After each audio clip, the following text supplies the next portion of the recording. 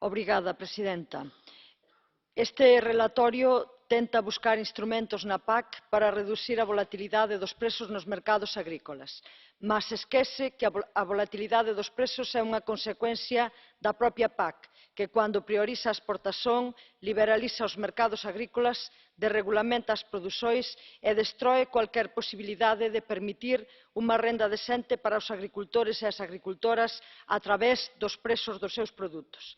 As propostas que neste relatorio se fan non van alén de instrumentos para a xestión da crise e dos riscos e, ademais, pretende financiar algúns destes instrumentos traspasando parte do diñeiro que hoxe perceben os agricultores e as agricultoras a outros sectores como, por exemplo, as aseguradoras. Isto parécenos totalmente inaceptábel.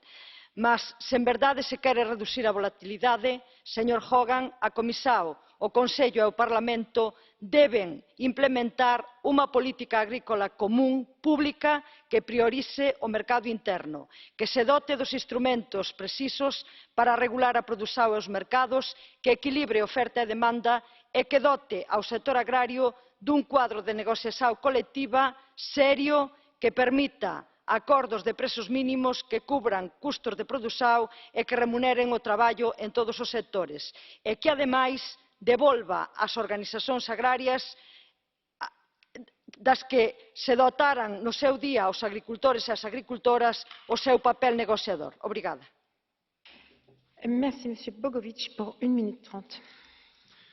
Hvala za besedo.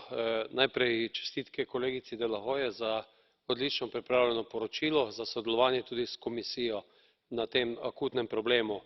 Nepoštene prakse v prehranski verigi so zagotovo eden od ključnih problemov, s katerim se danes soočamo